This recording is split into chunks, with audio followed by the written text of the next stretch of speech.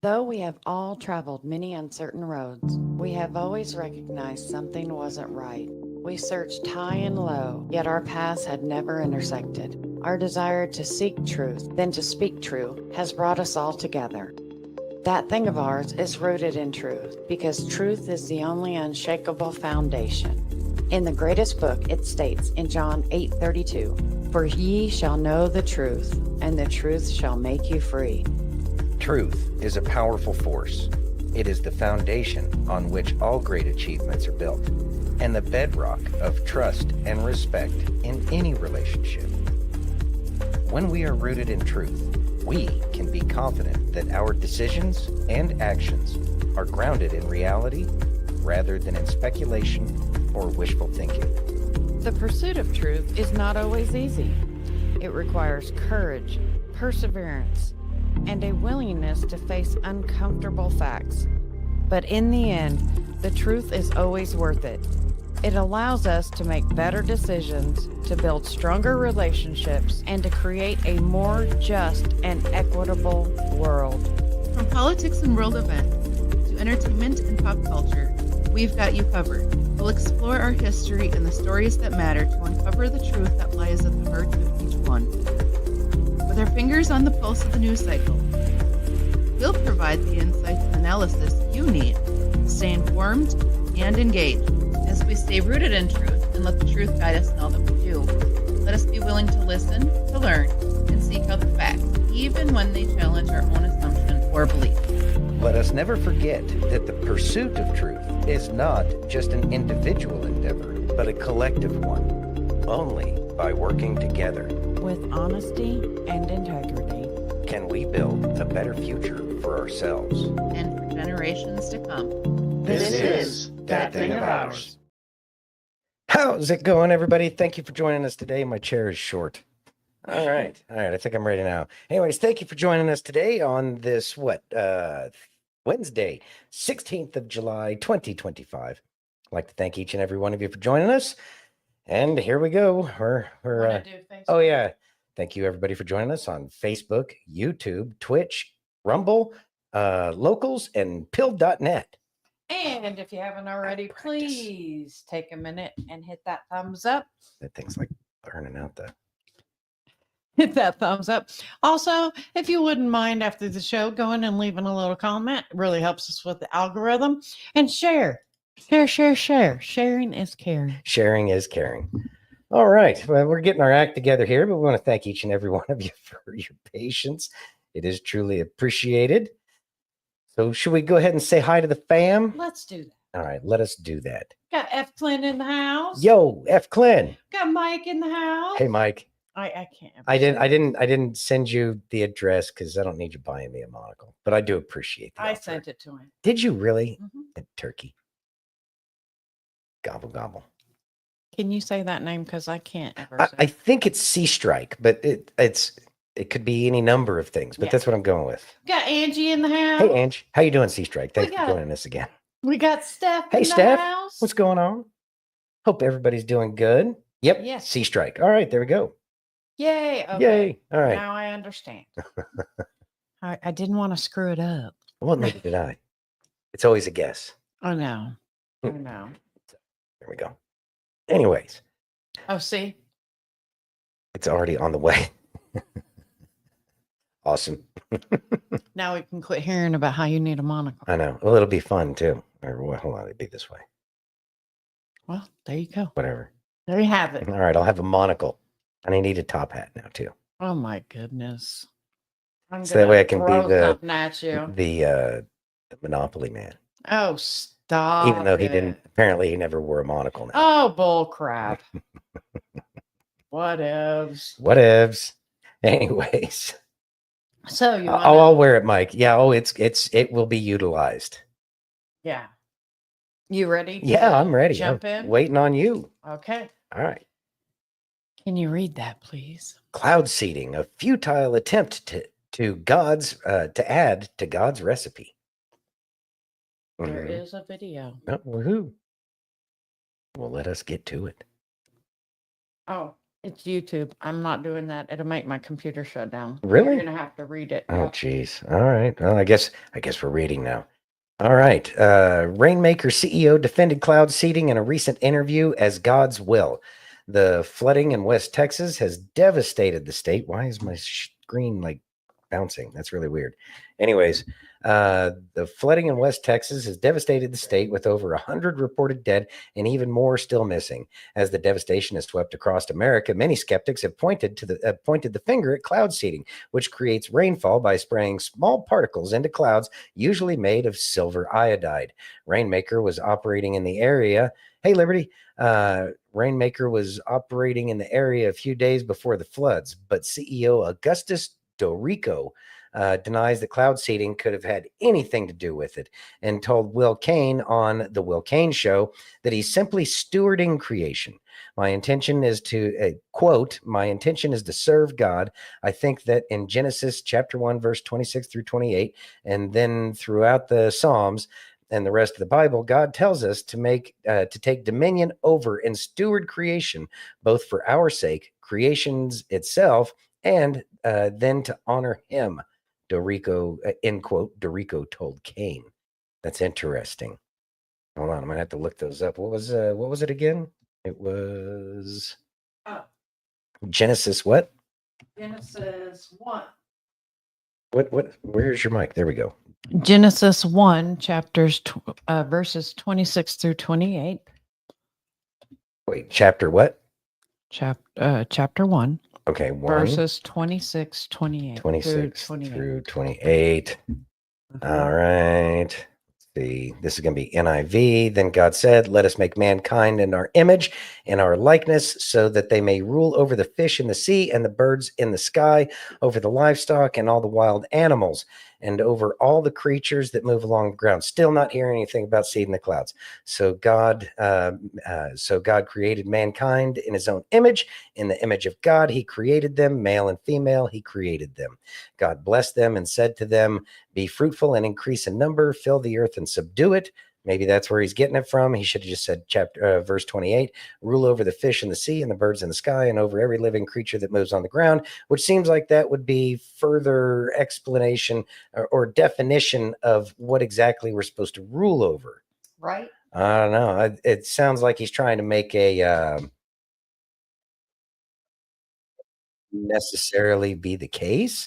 Yeah, he's trying to make a case for something that doesn't exist. And I guess people will always try to justify their actions, because they feel like they're doing good. And this is one of the things about our ego is we find ways to try to justify the things we do because in our heart, we feel like it's the right thing.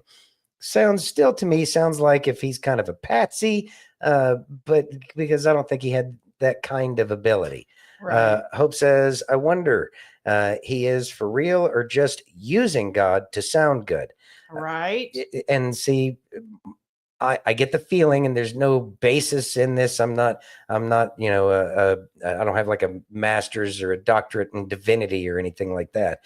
But it seems like he's trying to make a square peg fit in a round hole. Steph says, it sounds like he's trying to make something out of nothing, in my opinion. Mike says, yeah, that's a stretch. And then Hope says, I think he's dirty.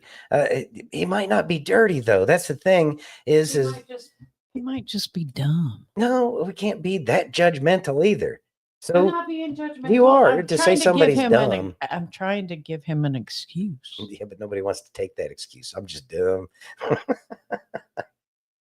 Anyway, so what's really going on? It seems like there's some justification for trying to justify what he's doing, and it sounds like he's kind of getting used. And now, whether or not there was weather manipulation, it sure was a freak storm, but it's been going across the entire nation. That I think that was the same storm that gave us hail in July in Vegas, in the Mojave Desert. Just throwing that one out there. Mike says, leave the weather to God. I'm in full agreement with you there, but I don't think they're listening to us. Otherwise, they wouldn't be doing it.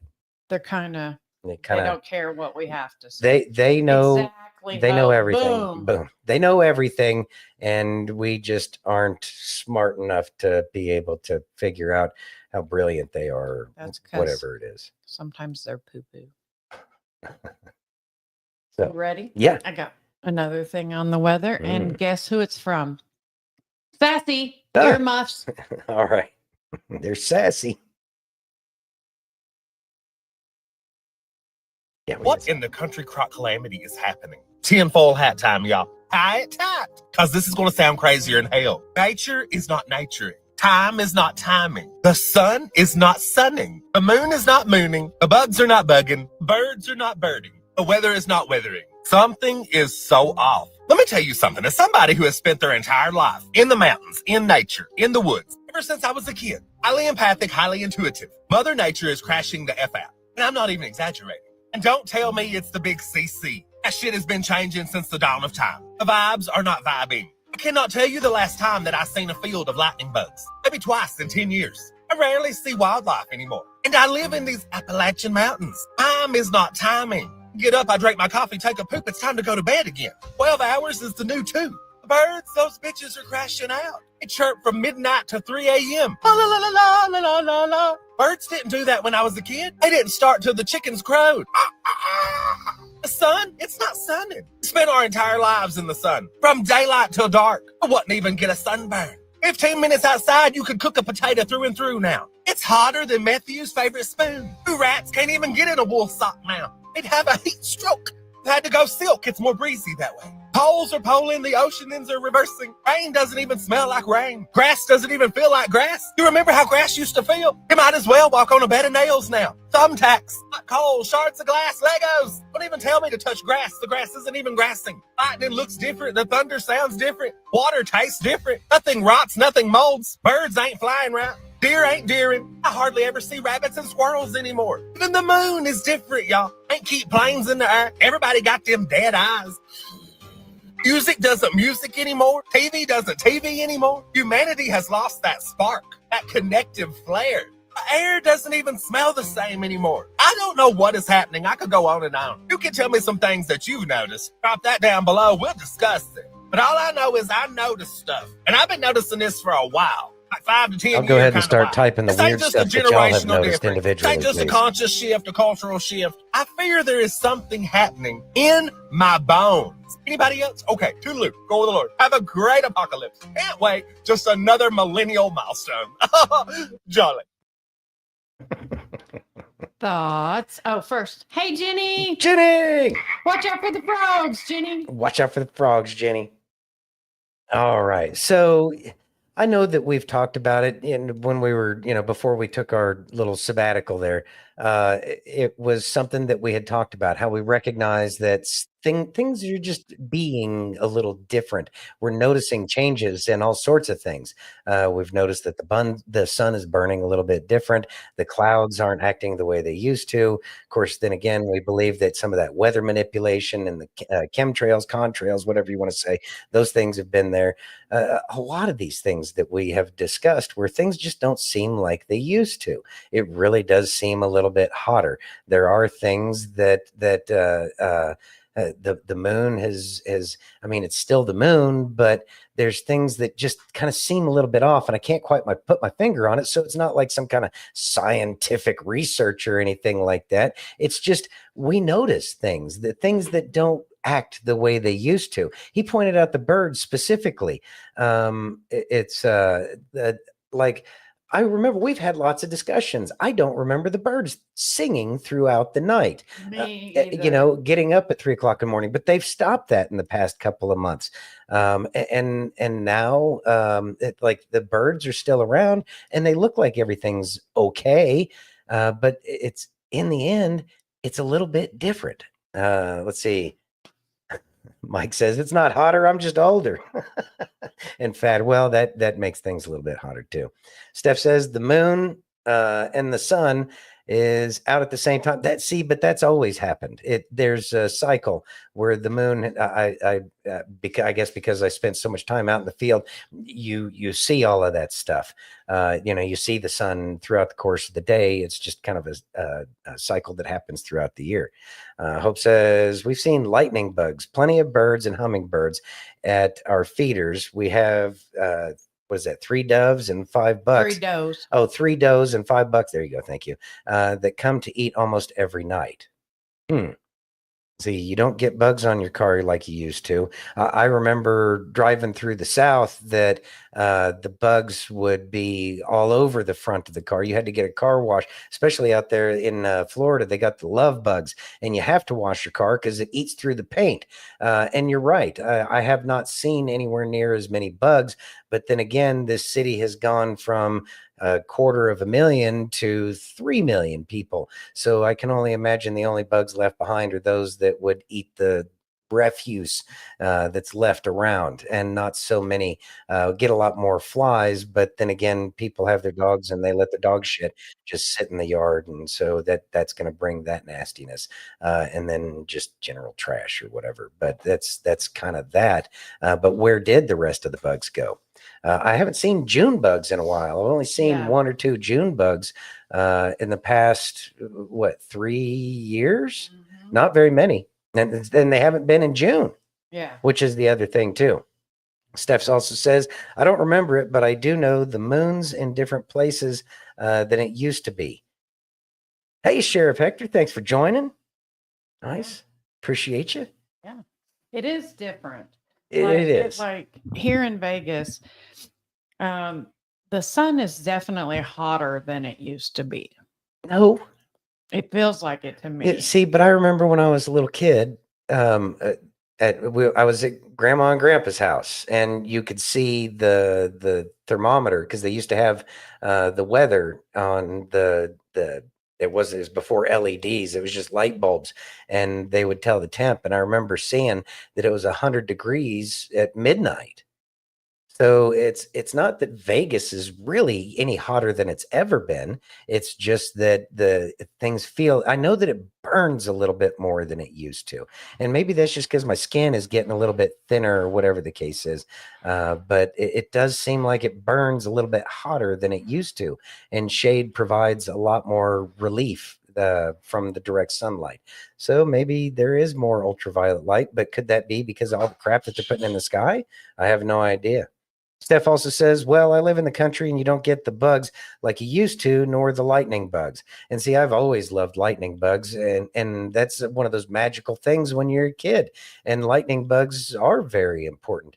If you are interested, they do have an app for that with the lightning bugs. One of the universities is running it, and you can find out where the lightning bug spottings are, because they are trying to keep track of, what's going on with the lightning bugs, kind of like the bees and everything. Hope says, I wish the dragonflies would eat more of these skeeters.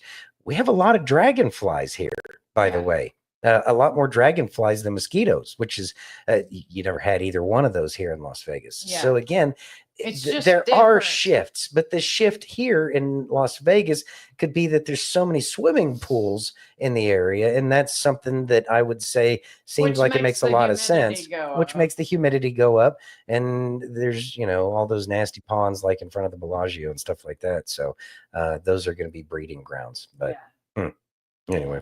Absolutely.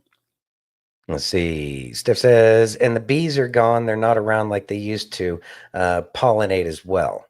And then Mike says, I grew up in a house without AC. It was hot then too. Let's see. Sea Strike says, I miss the dragonflies. Don't see much in a bigger city. No, you generally don't. He's moving out to the country. Yeah, well, that's, the people are getting tired of the cities in general. I think that more and more people are going to be trying to move the country in the future once a lot of the shenanigans are over, after we've made it through this phase of whatever America is going through. Yeah. Whether it's good or bad, I think people are going to be moving out to the country anyways, because it's just a lot. And you talk to anybody in big cities, and not anybody, but a lot of people. When you talk to people, you find out that a lot of people are just looking to getting out. It doesn't have the draw that it used to. Yes, there's conveniences, but people are willing to give up so many of the conveniences just to have a little bit of space. Mm-hmm. Hey, Carol. Hey, Carol. Where's Dawn? Did we miss her? No, not yet. Oh, okay. She's there, though. Yep. Hey, Dawn. Hey, Dawn. We'll just go ahead and say hey. Mike says Roundup is killing the bees. Well, they got rid of that, but fortunately, Monsanto has Roundup a is new still one. around. Is it? Mm-hmm. Well, Monsanto came out with a new version. I'm sure that'll be great. Yeah. I'm sure it's awesome. Or we could just look at home remedies or natural things that used to use, or just accept the fact that dandelion can actually be an edible plant. Oh, there's that. Yeah. I mean, whatever. Yeah. Like dandelion stew is a thing. Yeah. And dandelion, you can eat dandelion leaves in your salad. Mm-hmm. Yeah. Wash them. Each one of those, because this is one of the things that I learned when we were in Amarillo, because the soil is, I think, a real base soil, and then the weeds that grow up in those areas, it actually like levels out the pH, so that way other things can grow. And so everything is there for hold your shock, but like God didn't make any accidents, and he kind of put stuff here for a reason. Maybe we need to get back to a little bit more natural ways of living. Just an idea. Let's see. Sea Strike says to Mike, I agree. I do pest control, and the numbers are dropping every year. Yeah. There you have it. You know, we'll figure it out one way or the other, right? Yeah. You ready? Yeah, I'm ready. How about some Craig? All right, we can do Craig. Let's listen. Your thoughts are incredibly powerful, and you have incredible power over your thoughts. In fact, it was the Apostle Paul who said this in Romans chapter 8, verses 5 and 6. He said, those who live according to the flesh have their minds set on what the flesh desires. What did he mean by that? He wasn't talking about our skin. The word in the Greek is the word sarx, and it essentially means our fleshly or our sinful nature. What he's essentially saying is those who live according to their sinful nature, they have their minds set on what the sinful nature desires. Then he says the good news is, but those who live in accordance with the Spirit have their minds set on what the Spirit desires. Now, how does this impact us? Verse 6 tells us, the mind governed by the flesh is what? Is death, it's darkness, it's destruction. But the mind governed by the Spirit is life and peace. If you find yourself hurting, if you find yourself feeling broken, if you find yourself often being discouraged, could it be that your mind is set on the things of this world instead of set on the things of God? Because when you set your mind on the things of God and the things of your spirit, you will find life and peace in all that you do. Thoughts? There you go. So it's difficult. In this world, that is the challenge. We as humans have our sinful nature and sinful desires. We're all subject to the 7 deadly sins, and each one of us has our own little thing that we personally gravitate toward, I guess. And so if we aren't maintaining our mind on better things, our mind has a tendency to wander. And so we don't want our minds to wander. And that's why we were talking about either yesterday or the day before, a couple days ago, where it was what you allow into your bubble of life, what you allow to consume, be it TV or books, magazines, whatever it is you're doing. Those are the things that are influencing what goes on in your daily life. What those things encourage what you do with your time and your mind. And so if we are spending our time trying to get our mind and our little bubble to be more pure, it makes it much easier to ignore our sinful nature. It's not an easy thing. We must be vigilant. But if you're not vigilant, that's when the enemy comes in. I think it's pretty clear about that in the Bible. So it's kind of really how we should be moving forward in governing our sinful desires, is to make sure we are careful with what we're putting, garbage in, garbage out kind of thing. Hey, Chops, agorism for the win. Homestead and decouple from the government. Amen. Yeah. Amen. Yeah. I mean, that's I the agree. dream, right? That is the dream. That is the dream. You ready? Yes. Will you read that, please? Matt Walsh on the Epstein Scandal Cover-up. We want these evildoers to be punished.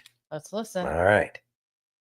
Now, of course, we have no idea what information, if any, this sociopath, this evil woman will ultimately reveal. But the fact remains that, especially after the humiliating display by Bondi and the DOJ we've all just witnessed, it's probably worth listening to Maxwell's testimony.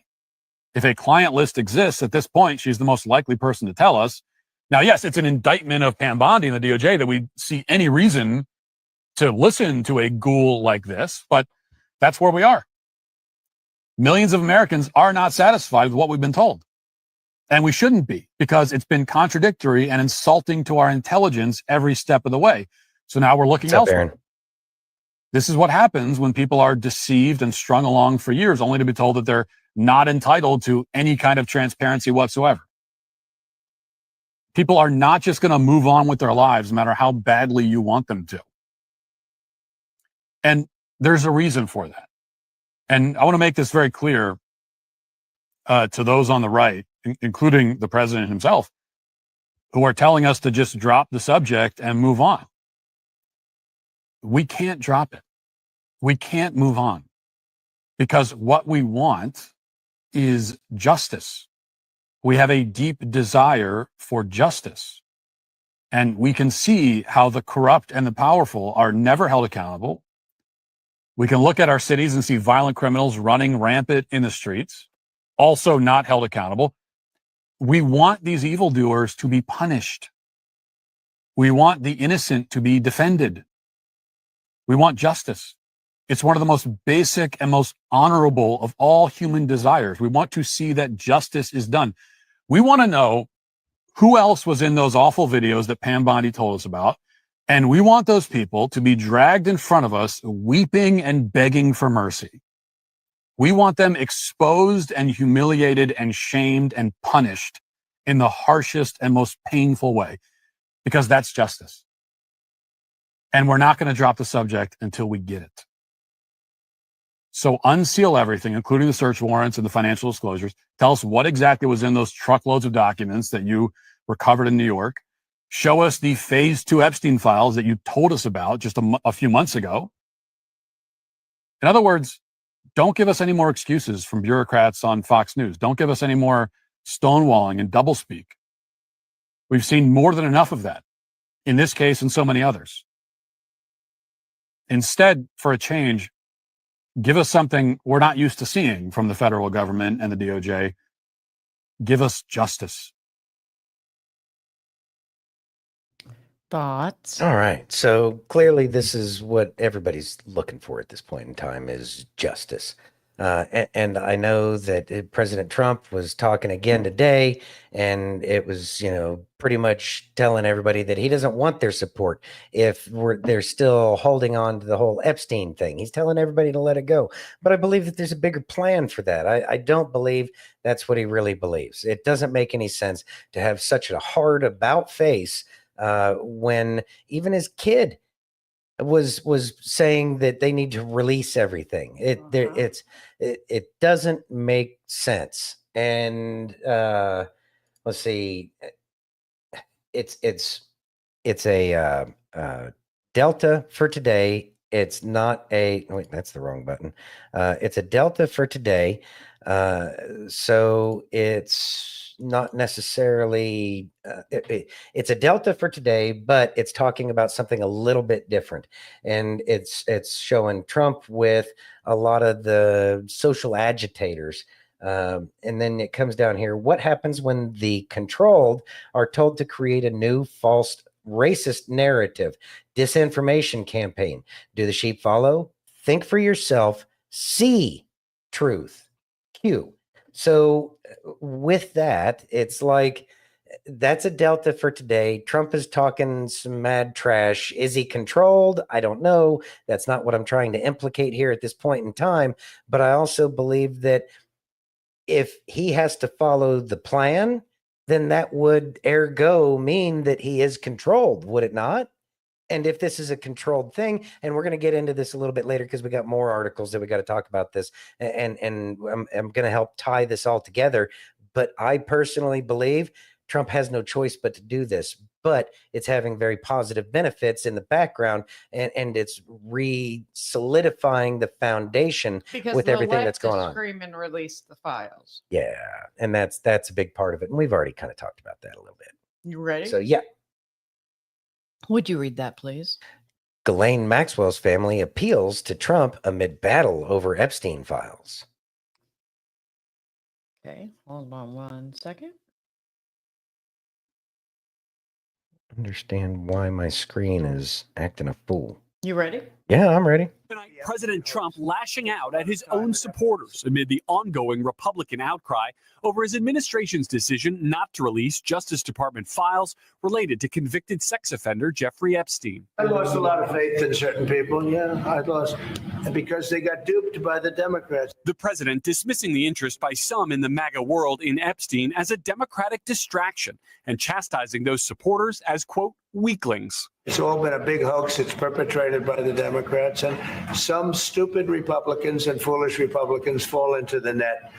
And so they try and do the Democrats' work. They're wasting their time with a guy who obviously had some very serious problems, who died 3-4 years ago. I'd rather talk about the success we have with the economy, the best we've ever had, and all of the things we've done, including in the Middle East. But the demands for public disclosure of Epstein-related evidence originated with some of the president's most outspoken supporters, some now serving in his administration, like FBI Director Kash Patel 2 years ago. Put on your big boy pants and let us know who the pedophiles are. This from the president's son. How is it that my father can be convicted of 34 crimes, but no one on Epstein's list has even been brought to light? And this was the president during the campaign. Would you declassify the Epstein files? Yeah, I would. All right. I guess I would. I think that less so because, you don't know. You don't want to affect people's lives if it's phony stuff in there, because there's a lot of phony stuff with that whole world. But I think I would. But last week, the Justice Department and FBI released a memo saying they had found no incriminating client list of Epstein's and no credible evidence Epstein blackmailed prominent individuals, and that they would make no further disclosure. Tonight, multiple federal law enforcement officials tell NBC News that memo accurately describes the findings of law enforcement in the Epstein investigation. The president saying it's up to Attorney General Pam Bondi whether to release the material. If she finds any more credible information, she'll give that too. What more can she do than that? I mean, honestly, what more can she do? And we do have bigger problems. We pressed him late today. Your Attorney General isn't here, your FBI leadership. Do you still have confidence in that team, sir? Totally. Now, some top Republicans are downplaying any GOP divide. I have confidence in the president and his team. But after an array of outspoken Trump allies demanded the files be made public, tonight there are more calls for the government information to be released. The Epstein files need to be released. I would say make it all public. Garrett, President Trump also making another major headline tonight, saying it's unlikely he'll fire Fed Chair Jerome Powell, despite his frequent criticism of him. Tom, the president has made his anger with Powell well known, but said today it's still highly unlikely he'll fire him. Late today, a top advisor said the White House counsel hasn't even determined yet if the president has the legal authority to do so. The president blames Powell for the Fed's refusal to lower interest rates, which Trump says would help homebuyers. Tom? All right, Garrett Haake first. Garrett. Thoughts? All right. You want to start with Mike? Now, which one was that? Was that the Ghislaine Maxwell's family appeals? Uh-huh. Okay. All right. Yeah, let's go ahead and pop that back up. So Mike had said the Democrats spent 4 years hiding the truth and placing false information into the files, but we have it all. Agreed. I agree that the information is there, and they're focusing on specific words that he said: client list, black book. These are the words that they're holding on to, but I don't think that's how it worked. And that's it. Those are euphemisms for what we know is there. Did he keep a list? Well, some way, somehow, especially if he was an agent working for an intelligence agency of some kind. Somebody's keeping the damn list, but all that information is there. And we're seeing the people on the left starting to say, let's release the files, let's release the files, release it all. And so there's little keys in there, and I think that it's going to play big in the future. Chop said, Trump is sounding to me that he's lost the masculine urge to protect children from predation, sexual or otherwise. That's an interesting. I can see where we're getting at. And then somebody had said that. Who was it? It was. Oh, geez, I saw the comment and it made a lot of sense. This is burning and turning a lot of the MAGA. C-Strike said that. Yeah, this is burning and turning a lot of MAGA. It is. That's going to be temporary. I believe that there's a much bigger play going on. And so let's go within that Ghislaine Maxwell article. The family is appealing to Trump amid battle over Epstein files. And then in the middle of the article, it says Maxwell, who pleaded not guilty to all charges, petitioned the Supreme Court in April to scrap her conviction. Her legal team argued that Epstein's non-prosecution and plea agreement with the U.S. Attorney's Office for the Southern District of Florida in 2008 protected Maxwell from future prosecution. Quote, despite the existence of a non-prosecution agreement promising in plain language that the United States would not prosecute any co-conspirator of Jeffrey Epstein, the United States, in fact, prosecuted Ghislaine Maxwell as a co-conspirator of Jeffrey Epstein, her attorneys wrote in the petition. So that's a very key thing. And so they're taking it to the Southern District of New York, whereas it's been in Florida this whole time. So she goes to the Southern District of New York and tries to appeal this. It's only going to bring up a lot more stuff. And that might actually help out in terms of what Roger Stone was saying in terms of releasing what the grand jury had said before. So these two pieces might actually connect together, therefore opening up the Pandora's box that they don't want to have out because they know that Trump is backed into a corner. And so now they think that they're getting a momentum advantage by attacking Trump like this. And then you have the Republican or the traditional MAGA supporters who are out there kind of hammering Trump as well, piling on. Again, I think this all leads up to something. Liberty says they're waiting for all the big headers to come out of hiding so they can arrest them. I think that that's a part of it. And thank you, C-Strike. Short term, people will end up coming back. Chop says Democrats seem to be smelling the blood in the water exactly on the Epstein debacle and are doing something right, even if they are doing it for the wrong reasons. What do we have coming up next? Because that's going to tie directly into that very comment. About his money. About his money? Okay. Can you read that one? Hold on a second. I'm trying to get caught up here. Okay. Chop says the FBI can't have the list if Mossad and CIA have it first. Yes, that's part of it, but there are still things that are available. I can't see how that's going to play together, but keep in mind, Kash Patel was the director of counterintelligence. And so he probably, remember, he was the director of counterintelligence before. And so he's going to have a lot of that information already. And it was probably squirreled away somewhere to protect it from the Democrats during the past 4 years. Liberty said, or C-Strike says at Liberty, exactly. I remember back in 2020, 2021, not sure, but saw a video of a helicopter coming and picking up someone on a golf course. It was wild. I don't remember that one. That would be a wild video. Mike says, question, who is going to arrest them? Our corrupt judicial system or our treasonous House and state? Or if the military's Senate. Or, hey, Silver, Silver. If the military is the only way, then maybe that's who. Steph says, Mike, I would have to say more than likely the military. All right. Already on the same sheet of music there. Yeah. Again, all speculation. Yeah. All speculation. Just our opinion. Read the thing that's below us. That's below us? No. The disclaimer down there. Yeah. You ready? Yeah. Would you read that, please? Okay. Are we allowed to ask, where did Jeffrey Epstein get his money? You ready? Mm. Let's listen. Mm-hmm. Jeffrey Epstein wasn't just rich. He had the life of only a multi-billionaire can lead multiple private planes. I don't mean like 4-seat Cessnas. I mean like 747 jets. He had the largest residential property in all of Manhattan, where the richest people in the world live. He had the biggest house, the biggest living space. That massive he had a private island in the Caribbean, a gigantic sprawling mansion in West Palm Beach, a massive estate and ranch in New Mexico. Where did that come from? He didn't work for a bank. He didn't work for a hedge fund. One of the main sources of wealth was from someone named Les Wexner, who's a multi-billionaire, who was the founder of Victoria's Secrets, the lingerie company. Became extremely wealthy, multi-billionaire. He's still alive. He's in his late 80s. And apparently the claim is, and Les Wexner got sued and got kicked off boards because of this, but people are like, why did you shovel so much money to Jeffrey Epstein?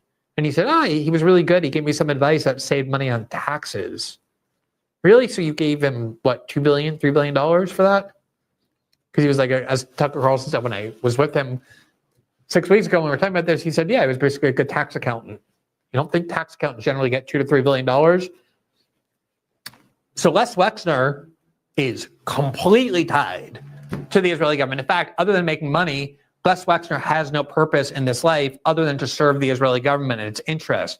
His Wexner Foundation, which is his nonprofit foundation, here they have on their own page, you see the Wexner Foundation, Our Story. Since the early 1980s, the Wexner Foundation has been a pioneer in the field of Jewish private philanthropy. For 35 years, the Wexner Foundation has never wavered from its focus upon Jewish leadership in the Jewish world and Israel.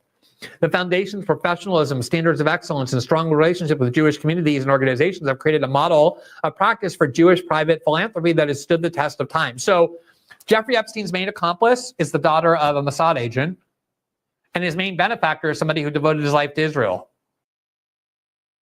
Well, who is Glenn Greenwald?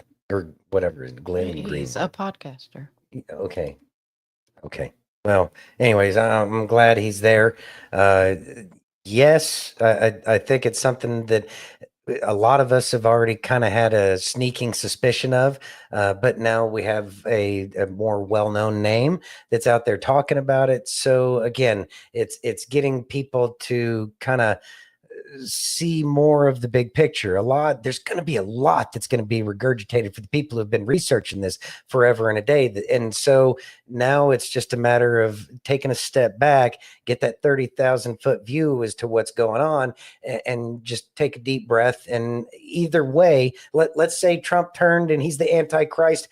What are you going to do about it? Turn to God. Turn to God. You got to do the same thing either way.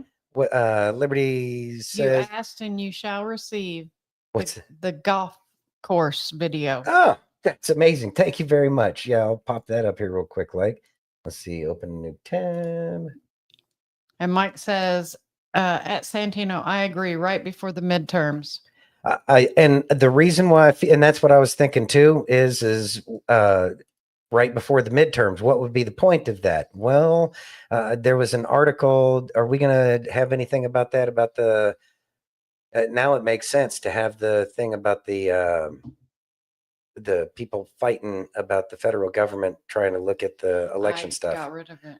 Damn it. That was a mistake, Mike. Can we pull that one back up? No? Shoot. Okay. Anyways, what golf related crime was committed? All right, here we go. Very valuable asset. So you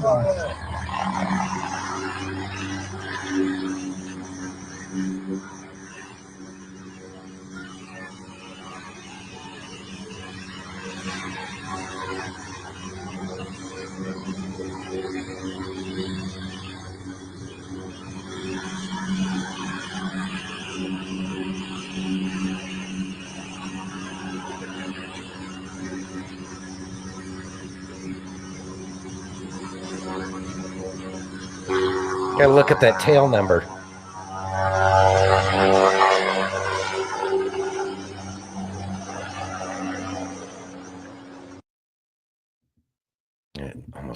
good. I don't know. That's interesting. That's very interesting. That is very interesting. I If wanna know nothing what- else, it was fun. What? I got to look up the tail number on that thing. What? Yeah. What do you? What? What golf crime was committed? I don't know. I mean- It probably actually hit the guy that is in the ball picker upper thingy. I guess. I don't know. Doesn't make any sense. I don't know. You ready? Yeah. Would you read that, What please? do we got going on here? Congressman Chip Roy has a warning about the Epstein saga. Let's listen. All right. Your thoughts quickly on Epstein. Look, the American people deserve to know more information than they're getting. I also trust the Trump administration to work through this. As a former federal prosecutor, what I would tell you is the one thing we got to be mindful of when you say, quote, release the files, remember that there are victims. Yes. Okay. And you've got to be careful about that. Yes. Remember that there are also individuals who might have been in some book or some list that never got on a flight, that never had anything to do with this creep, or at least directly, or certainly didn't go to the island. So you got to be careful about that. I think what we need is the autopsy released, the full details that's surrounding the suicide. And I think we need the flight logs, which are traditionally public. I think we should start with that, get that out there so people can understand those facts. And I think then the Department of Justice owes us sort of an explanation for what are they doing in light of the prosecution of Epstein, in light of the prosecution of Ghislaine Maxwell. What is it? Are they protecting anyone? Who are the people? Who else should be prosecuted, and why aren't they being? And I think that methodical approach is the way the Trump administration ought to approach it.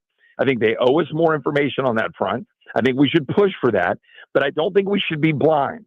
Okay. We've got to be careful, right? Grand juries operate in secrecy for a reason. Yes. So let's be smart about this. We believe in freedom. We believe in due process. We don't believe in just throwing things to the wind. And by the way, if you read Alan Dershowitz's op-ed in the Journal this morning, he walks through a bunch of this stuff, and he represented Epstein. And there are judges who currently have a clamp down on being able to talk about some of the information. Yes. So we need to work through that. Like there's a lot of variables in this. So I think, Chip, that is totally reasonable. And I think there wouldn't have been any blowback had that been the response. But what the response was, was it's sitting on my desk. Then it wasn't sitting on my desk because the FBI is holding it from me in FBI headquarters. But I've got to go through everything because there's so many names and so much information there, and we're still going over the videotapes too. There's nothing. Wait, what? What? That just didn't make sense. And then it was shut up and sit down. I think the American people want to believe. I mean, I would rather have this be the truth, that there wasn't a big deal. There were some people, but it wasn't as big as we thought. I'd love to believe that. But you need to take the American people through it because we have a lack of trust.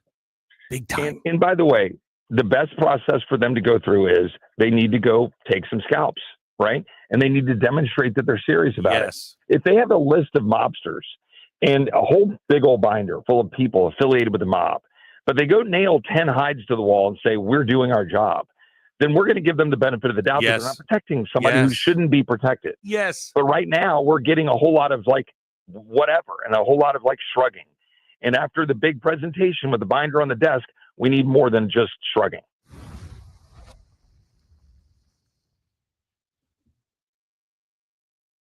All right, so that's Representative Chip Roy there, and Glenn Beck. And Glenn Beck, both of those people are still holding on to the what are you doing, because none of this has any logical sense to what you're saying, and it's starting to sound like you got turned, that you are controlled, opposition now.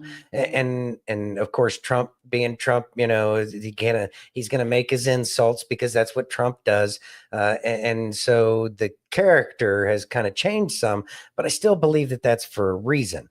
And let's go ahead and pull up the next article because I've been chomping at the bit for this, and it is a Wired article. Again, more stuff from Drudge Report, and that's good. I know, don't trust Glenn. People don't trust Glenn. That's fine, but at the same time, he's on the side of Mike's logical kind of argument here right now. Mike says, remember, these are rich people. If you arrest 100 today, you won't find the rest tomorrow. Amen. to Exactly. that. Exactly. Thank you, Hope. It's Thank a you. different, thank you. It's a different kind of process that we have to go through. Keep in mind, Alan Dershowitz, one of the greatest legal minds that this nation has, was defending Epstein.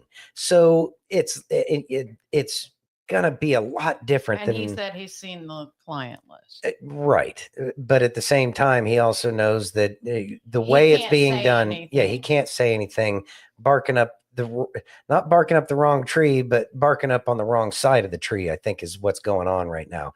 But this is all going to tie it together. And yes, I believe that this article, Steph, is going to kind of point that he's baiting him. And it's the FBI's Jeffrey Epstein prison video had nearly 3 minutes cut out. And it's way down in the article. And let's see, Wired's initial analysis. It's going to be 1, 2, 3, 4. Right here. Do you see it? Yeah. Okay. Wired's initial analysis found that those saves took place over a 23-minute span. However, further analysis of additional metadata shows the file was actually edited and saved several times over a period of more than 3.5 hours on May 23rd, 2025. Specifically, the file was created at 4:48 p.m. and last modified at 8:16 p.m. Eastern Time that day. The metadata also references MJ Cole, tilde, or something. I don't know what that thing is. 1, which is likely a shortened version of a longer username, while it likely begins with MJ Cole. The full name cannot be determined from the metadata alone. I mean, I'm going to go with it's somebody MJ and the last name is Cole. MJ. Anyways, both analyses found that the two clips labeled 2025-05-22 space 16-35-21.mp4 and 2025 yada yada yada were stitched together. The first clip is 4 hours and 19 minutes and 16 seconds long, but only the first 4 hours and 16 minutes and 23.368 seconds down to the millisecond appears in the published version, meaning nearly 2 minutes and 53 seconds were cut from the end. Okay, so the point that I'm getting at with all of these words right now is you know what it looks like to me? It looks like the press is actually doing what the fucking press is supposed to be fucking doing. It's about time. What did it take to get the press to finally get it? What did it take to finally get the press to do its job? It had to be Trump saying there's nothing there. He plays the press like a fiddle and they fall for it every single time. The press has not done anything down to the millisecond in the past 4 years, but they'll do it for President Trump, won't they? That's what's happening. That is far left news reporting the truth for a change that we wanted them to report 8 freaking years ago, but they wouldn't do it because they were controlled. That's why I believe that I am still keeping holding the line for President Trump and the whole Q thing, because the press is finally doing its job and they'll be the ones to finally, take the credit for everything all of the Anons have been doing this whole time. That's where I stand on the whole thing. Steph said, I heard 3 minutes, I heard 3 minutes years back. Then recently we heard 1 minute. Now we're back to 3. Yeah. Mike says you got to get them all at one time. The only way to do that is sign the Insurrection Act and suspend habeas corpus and use the military. It sounds awful, but it seems like there's really no other way. Mike says, get the treasonous politicians while you're at it. C Strike says, I effing agree. Hey, Nods Pudnut, how are you doing? Turned into a little tongue twister there. I know. Anyway, yeah, I got a little fired up about that. And I understand that people are losing their faith. But now the press is finally starting to do its job. Yeah. And if nothing else, I'm gonna go. That's what's going to move it forward. Hold the line. Put Thank you. Whole article in the Telegram chat. So it's a long read, and that's the thing about reading everything that they're saying, because up at the top of the article, it's the usual: Trump's a scumbag, his MAGA supporters are idiots, blah blah blah blah blah. That article's not for you. That article is for the people on the left to get them to finally open their ideas or their eyes as to what's going on in the background. Right. Let me get this in there real quick. Okie dokie. There we go. Okay. Are you ready? Would you read that, please? Yes. John Solomon says President Trump is open to having special counsel take over the Epstein investigation. Let's listen. All righty.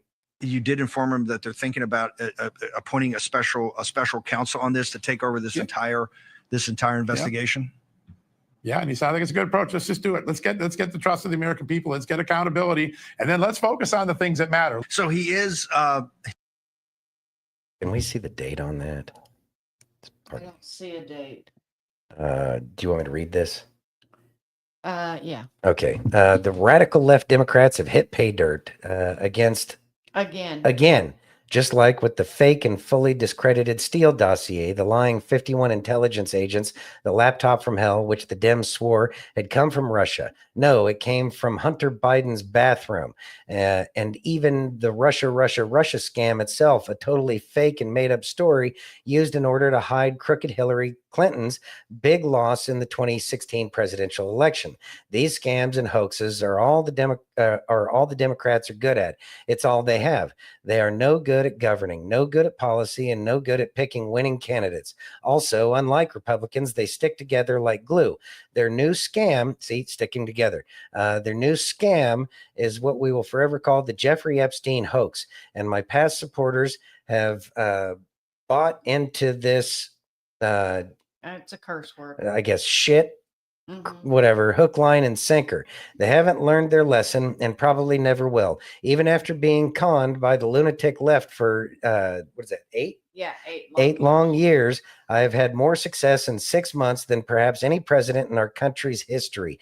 And all these people want to talk about with strong prodding by the fake news and the success-starved Dems is the Jeffrey Epstein hoax. Let these weaklings continue forward and do the Democrats' work. Don't even think about talking. It's like fuzzy, and the screen is bouncing back and forth. It's really talking of our incredible and unprecedented success because I don't want their support anymore.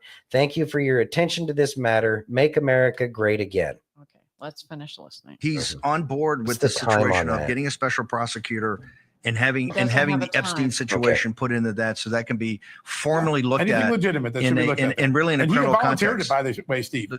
You know, I ask about the special, he immediately volunteers and then I follow up on it. But he immediately brings up Epstein. Like, just throw that in. Let's get it all answered. I got nothing to hide. I want truth and I want prosecutions. And I just want the justice system to take care of what needs to be taken care of. It was really a remarkable moment.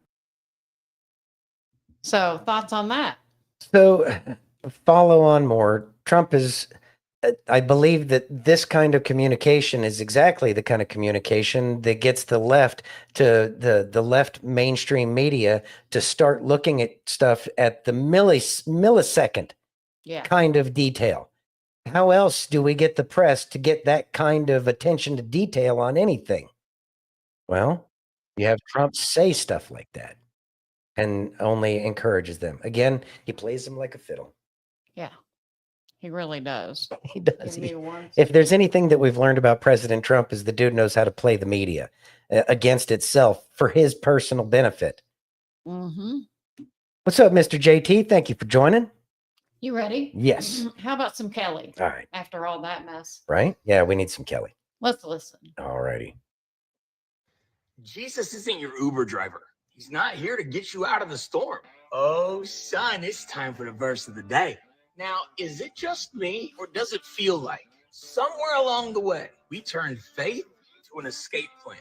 You know what I mean?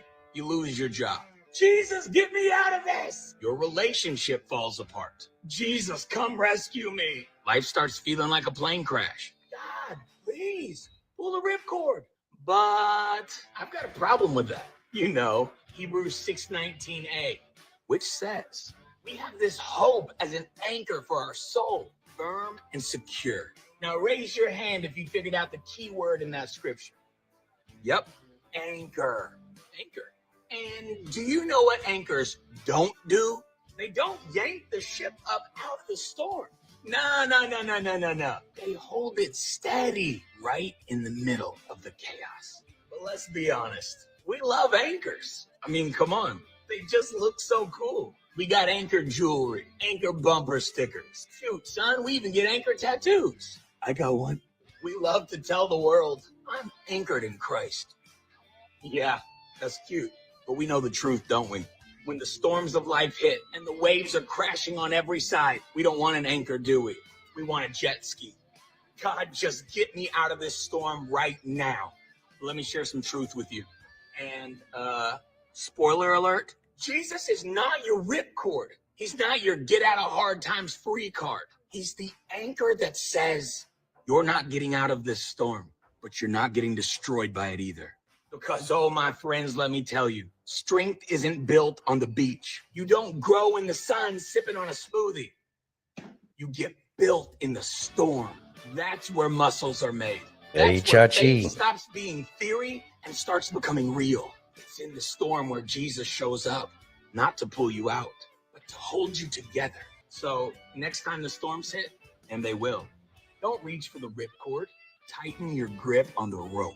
Character gets carved in chaos. Faith gets formed in the fire. Let's be honest. We don't need more anchor tattoos. We need more lives that live like they've got one. And think about that for a minute.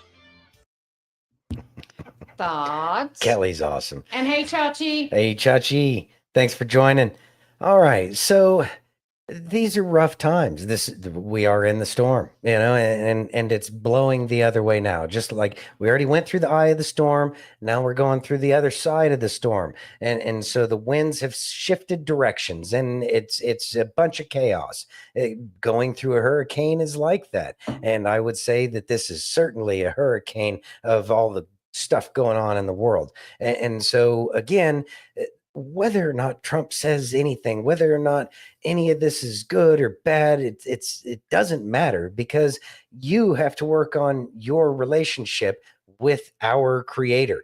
And when we work on our relationship with our creator, it doesn't make it easier, but it certainly makes sure that we make it through the storm.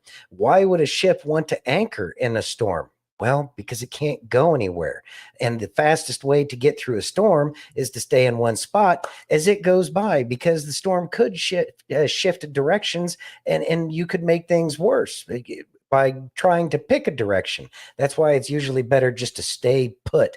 And so that's why the anchor is important. So we need to hold fast to what he provides to us as we go through these difficult times, and to not worry about all of this. I could be 100% wrong on all of this. President Trump could have completely changed, and now he thinks it's all fake. Whatever.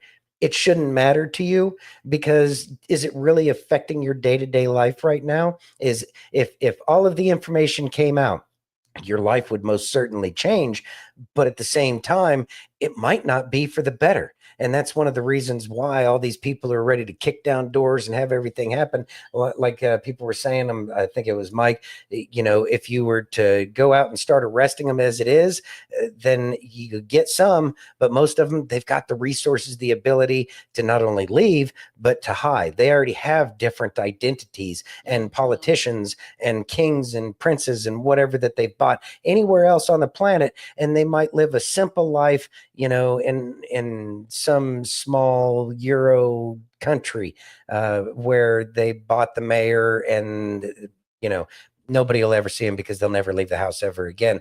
But they still have so many a hidden $500 million that they can just survive. Yeah. And it's like, don't worry other than what your relationship with the creator is, and recognize that he is that anchor holding us fast in the storms. Yep. You ready? Mm-hmm. Would you read right, that, Steph. please? Scandal of the century. Josh Hawley demands Biden staff secretary testify to Congress on the Autopen. Let's see. 1 second here. You want to watch the video? Yeah, let's watch the video because I don't have that. Trust. It's one of our Oh, most look, it's treasured in- resources. Advertisements. Nice. Yay, ads. Yeah, I don't feel like listening to that. Oh, two of them. Yay. Two ads. There we Lucky go. us. Now we don't have to listen to it. You've been Go all ahead. over this Autopen situation. It's just becoming now front page news. What in the hell's going on, and what can you do about it? Well, what needs to happen, a couple things. I mean, first of all, we need to call the person. We now have the name of the person who managed the Autopen under Biden. I believe the individual is a woman. She needs to be called before Congress, put under oath, testify in public. We need to hear from her. We need to know exactly what did he authorize? When did he authorize it? I suspect the truth is, Steve, he didn't authorize anything, which would be like the scandal of the century. We need to know that. Number two, there is supposed to be a paper trail. You know, we had a hearing on this in the Senate a couple of weeks ago. To me, the big revelation out of that hearing was every time the Autopen is used, there's supposed to be an explicit paper trail. The president has to, at a minimum, give verbal consent to use it, and a record is made of that. So let's get all the documents. Let's see them. They should be in Biden's archives. They ought to be in his papers. We need to go get them. If Biden's not going to release them voluntarily, Congress ought to subpoena those documents and get them and put them out in public. Where's the paper trail? Who authorized the use of the pen? That's what we need to be getting after. I think you're right. The scale of the scandal here is pretty mind-boggling if he didn't really know, and it doesn't seem like he did. You've been all over. So Thoughts? I would say that this whole Epstein stuff is fake is when we're going to start hearing, or that would be the cover to me for all of these kinds of things that are going on. They are busy attacking Trump to the millisecond about this video that they could have had all this information from before, but that's what they're focused on, as opposed to worrying about covering Biden's ass, in which case somebody's going to turn and somebody's going to start spilling beans about this, and all of the people that they used the Autopen for, because we already heard that I think it was Pocahontas is tied to this scandal. Yes. Yeah. So we've been hearing little tidbits, little snippets here and there over the past couple months. And I'm going to say that these are the things that are going to come out. And so if it's tied directly to Pocahontas, then that's going to open up a whole can of worms about who's going down. Steph says, yeah, give us the paperwork. And it's, again, I think that this whole brouhaha about the Epstein stuff is going to keep them focused, take up their bandwidth, their ability to deal with everything Trump's doing. Meanwhile, this is the stuff that's going to be happening in the background as long as he keeps talking about this. And it's the same thing they do every time. You know, something bad happens, then all of a sudden, miraculously, some kind of a crisis happens somewhere to take the attention off of what's happening. The game is being played exactly the same way, and he's having the left do the job of waking up the people on the left. Mm-hmm. Very much so. Pretty funny when you think about it. Yep. You ready? Mm-hmm. This is from Drudge. Oh, that and the stuff with the election, Yeah. the Yeah, fraudulent I wish election. I would have kept that. Yeah. But RFK Jr. fires top aides in HHS shakeup. And I'm going to tell you, you just go ahead and it's an interesting thing. There's two aides that were fired.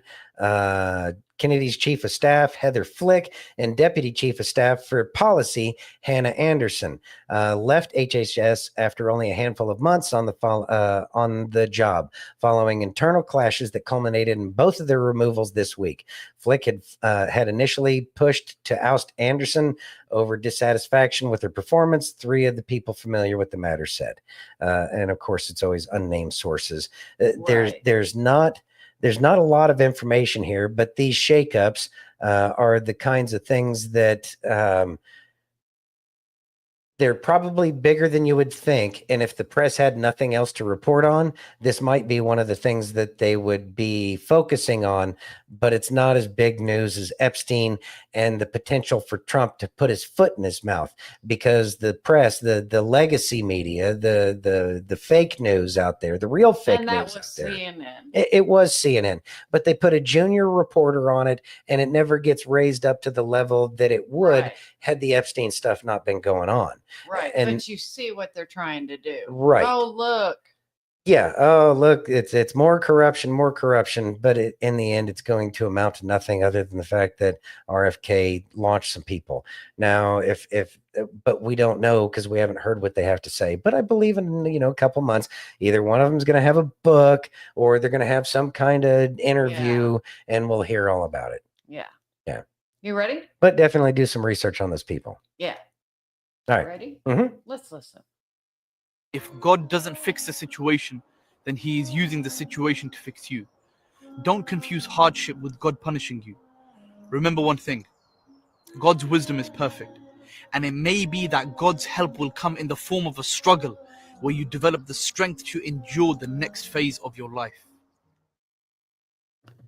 Thoughts? See, I know everybody goes through their Job seasons, and those Job seasons are where we learn, and that is what the beauty of the challenges is. And Kelly was talking about that earlier on that video, where that's where we grow the most. And sometimes it can feel like punishment. And we should certainly consider as to whether or not, if we are receiving a reproof for not following, his law, his command, his heart, when he knows that we should be doing better.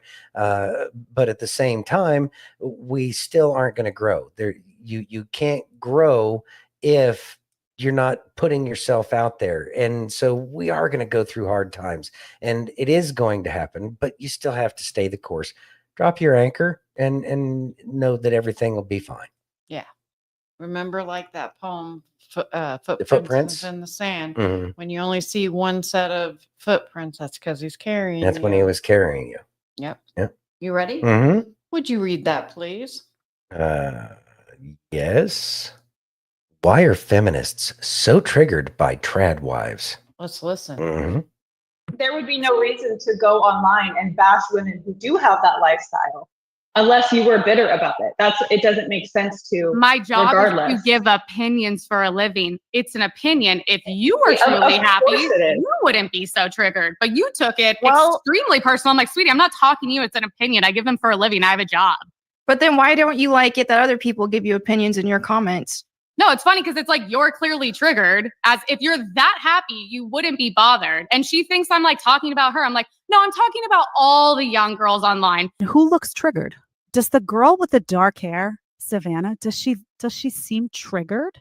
Just be honest. Just look at No, she doesn't look triggered. She's just saying, hey, I'm happy. I stay at home. This is my life. She looks extremely mellow, to be perfectly frank. Emily Wilson is all doing this and all crazed and can't understand. See, she doesn't, again, there's a lot of these women have like no self-awareness. You're triggered. Own it. Thoughts? I mean, usually the one raising their ghetto method of communication of getting louder and over stepping on people who are already talking usually tells me that you're the one that's triggered.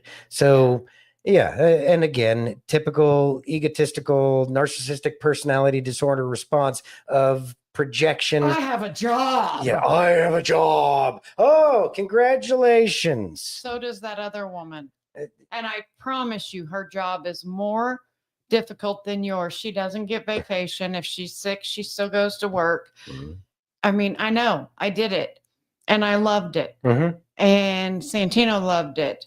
Things moved smoothly when it was more of a trad life. Yeah. When it's not, that's when it seems to be all backwards. Yeah. But maybe that's why they've designed society this way, to have a whole bunch of simps that are too, I guess, averse to any kind of confrontation, that they'd rather just put up with it as opposed to moving forward. I don't know. The 80? No, not sure what that Not is. sure what that means. Yeah. You ready? All right. Thanks. Yeah. Would you read that, please? Tucker Carlson advises stay-at-home moms what to say when asked, "What do you do?" Let's listen. Oh, the 90s were awesome. The 90s were awesome. Okay. Yeah. Seconds of advice for moms raising the next generation. Make it your priority, and don't let other women shame you into thinking working in a bank is better than raising children, because it's not. And it's women who enforce, in a very fascist way, that lie. Oh, what do you do? I don't know. I'm doing the only thing that really matters, which is raising children. How's that? And it's women who enforce that. I've seen it a lot, and everyone lies about it. Oh, it's the patriarchy. Maybe. No, it's the matriarchy actually that makes women feel guilty for being moms. And ignore them. Ignore them, because your kids are all that matter. Thoughts? I agree. Trad sounds ignorant, hence the ridiculous voice when I said it. Whatever. I'm not getting into words right now as far as that's concerned. Words are hard. And again, more ways that the left's values are under assault at this point in time, and they're losing the culture war. They are losing the culture war, and that's what we're seeing. That's why they're lashing out about how great their "I am woman, hear me roar" kind of life is. I have a job, whatever. I don't know what makes you think that that's better. How happy are you living your boss girl life? Are you really happy? You might have stuff that you wanted. No man's going to tell you what you can or can't do. But are you happy? Aaron says, not you, Santino, the movement that says trad. I know, man. I just following up with that. Steph says, that's right, Tucker. I was a stay-at-home mom for the first years. Then I went to work. Now I'm a stay-at-home wife because of medical situations. And you have a very important job. It is. It is. A very important job. Maintaining the castle is a significant job, which allows and encourages their spouse to go out and go make things happen, right? It's not, there's nothing bad about maintaining your nest. If I'm not mistaken, I think that women are kind of hardwired for nesting and making sure that the nest is good. And the guy's supposed to go out there and make sure that the nest is, not only protected, but the little baby birds are fed. And then when the baby birds are gone, they still take care of each other. It's because the nest is still important, and the baby birds might come back, and they need a place, whatever. It's important to ensure that it is biblical. And even if you're not too interested in the biblical perspective, which I think everybody here is, but regardless, there is an observational understanding. If you just look about how much happier traditional wives are, about how much more smoothly those households run, and the general level of joy and happiness, those are the things you look at. Steph says, my husband tells me what to do all the time because I am his right hand. I am his helpmate. We cleave together. We are two halves. It really is your other half. And we have to do things for the person that we have decided that we want them in our life for the rest of our lives. We commit to each other. Yes. Whatever that relationship looks like. Just celebrated our 24th wedding anniversary. Been together 26 years. Been together for 26 years now. And I cannot express how much I love him. No matter how much of a pain in the ass I am. Yes. Anyway, are we ready? Yes. You ready? Yes. Let's listen. You are worth it. Not because of your behavior, not because of your deservedness or lack thereof. You are worth it because from the beginning, before the beginning of time, God numbered your days. He knew you before you were in your mother's womb. And he said, she is wonderful. And she is perfectly made. Because I designed her, I wove her together. He is my son. I love him. They're worth it to me. You are worth it to Jesus. Thoughts? We are worth it to Jesus. I'm going to kind of take this off in a different direction because this is something that Kay and I have been having discussions on. Is we are worth it to Jesus and forgiveness. We need to learn how to forgive ourselves. And because how can we love our neighbor as we love ourselves if we don't love ourselves? Love ourselves. There it is. That's the real point. You got to learn how to love. Well, learn to love God first, and then learn to love yourself second. Because if you have that negative self-talk, oh, I'm stupid for doing blah blah blah blah blah blah. That's not being a good friend. And you got to learn how to talk to yourself better. You got to if you believe that God loves you, then why would you say that about something that God loves? Exactly. And Santino tells me all the time, if I say something bad about myself, he says, would you talk to your best friend that way? That's amazing, Silver, by the way. And Hope. Ooh, look at all these. Steph. Yeah, I know. That's awesome. Glad to see all that. Aaron says, but what if your neighbors are total meth head assholes? You still got to forgive them. 70 times 7, man. It's not easy. But when we learn how to forgive, forgiving is for ourselves. Mm-hmm. It's not for them. Your meth head neighbors, if that's the case, aren't going to care about your forgiveness. But it's for you. But it's for you. Will they do things to make you angry? Yeah. That's part of the challenges of life is you're not going to get away from things that are going to upset you. So therefore, the only thing we can do is try to manage our own emotional being. And managing our own emotional being is what makes it easier to deal with that. And eventually, once we learn how to forgive things like that, they manage to just disappear out of our lives. Yeah. Don't know how, but it seems like something God would do. Mm-hmm. He's just trying to teach you something. Yeah. But obviously watch your back because that's a dangerous situation. Yeah. Steph says, got to love you. So first, got to love yourself first before you can love anybody else. Amen. That's the truth. Silver says the quality of your life depends on the quality of your thoughts. That's the real trick right there. Yeah. Steph says, love them from afar, Aaron, stay away from them. Yeah. You don't have to be buddy with Yeah. them. You don't have to. Yeah. That's not necessary at all. Silver says, for self-love, do mirror work. Look in the mirror right in your eyes and say, I really, really love you. And I think that is important. You need to be able to look yourself in the mirror. If you can look yourself in the mirror, then you have the ability to really see. We know that you can see into somebody's soul through their eyes.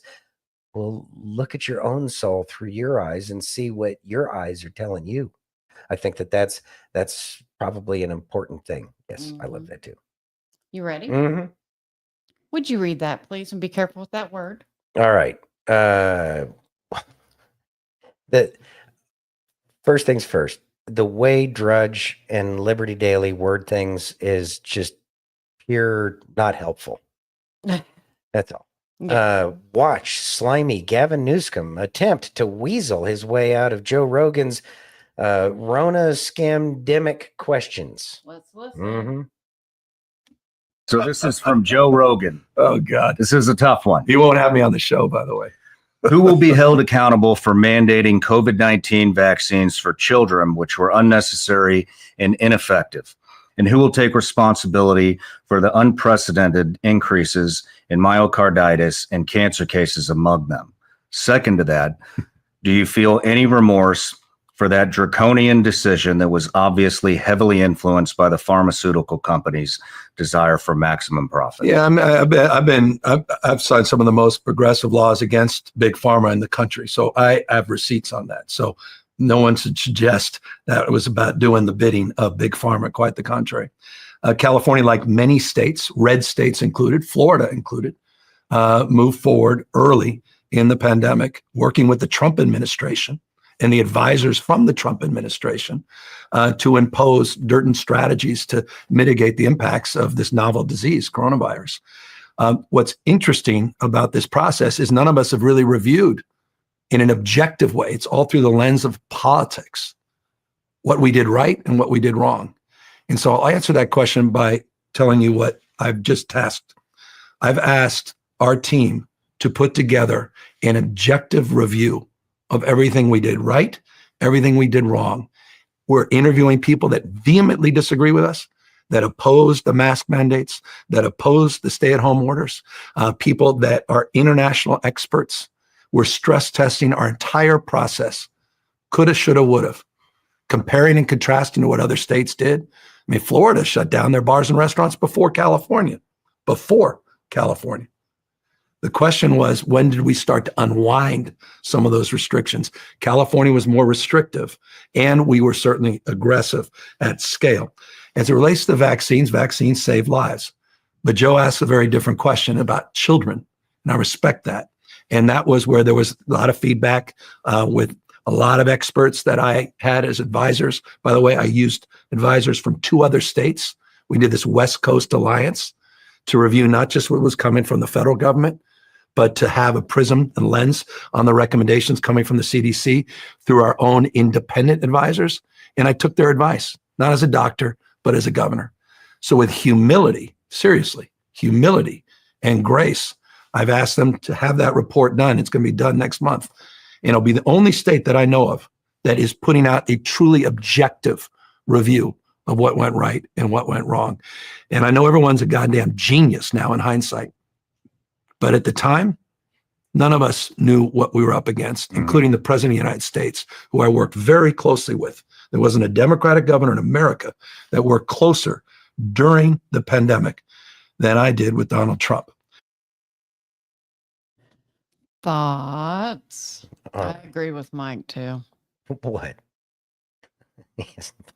Maybe maybe gravity has taken a hold and now he can. That.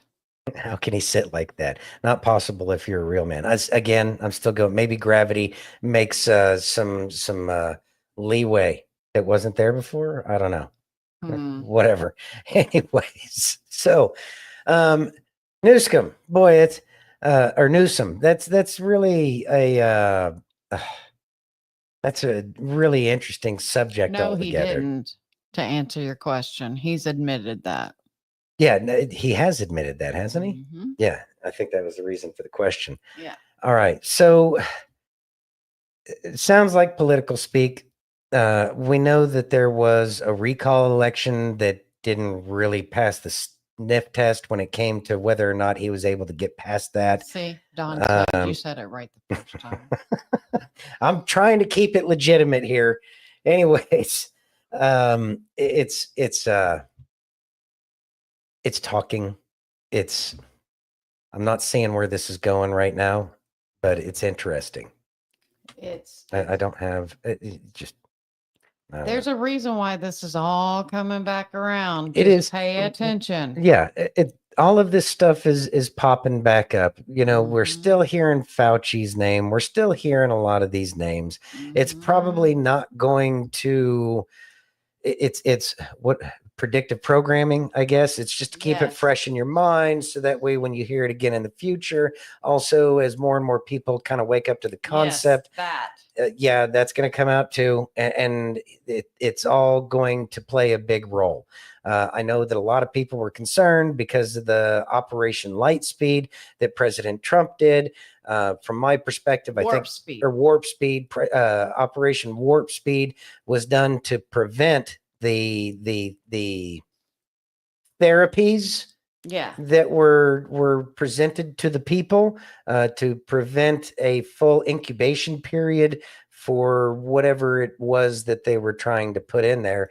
And my guess is that from the article that we shared yesterday, where we were talking about after a year, there's no observable difference in terms of cardiac kind of events.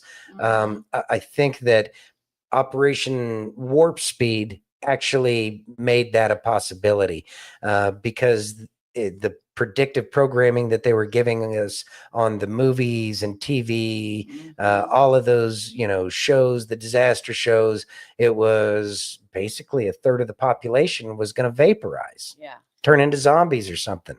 And so I think that there's a lot of things going in the background that won't make sense until it's actually put out. Mike says, kind of like it is all coming out at one time. I know, right? It's crazy that it seems like that, but they won't be able to overcome it once the flood, drip, drip, drip, flood. C Strike says, blows my mind what Warp Speed was, but still trying to wake the mass. Yeah. Oh, C Strike, imagine if Hillary was our president. Oh, we'd been done. It would have been 1/3 of the population would have been removed from that. 1/3 of the population would have been for more. And yeah, I'm just not seeing that right now. So I believe that is the storm. Yep. Think about everything coming out right now, guys. The storm is coming. You ready? Mm-hmm. Would you read that, please? GOP Representative Paulina Luna implicates the CIA in the assassination of JFK. Let's listen. In 2024, because of my work and efforts in the previous Congress, I was charged with a task force to investigate some of the most grisly crimes in U.S. history, starting out with the assassination of John F. Kennedy. What I can tell you, and I would say that this model of transparency in the declassification of the JFK records is literally what they should be doing with Jeffrey Epstein.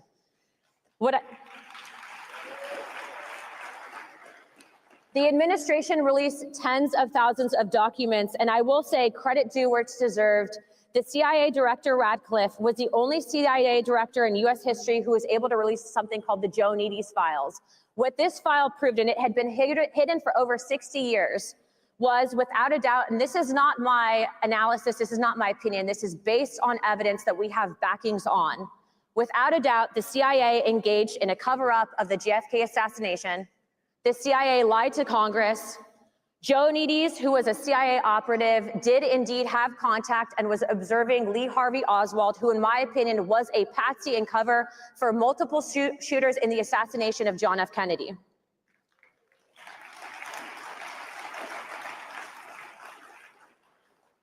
If you would have said that last year, a couple of years ago, they would have called you conspiracy theorists.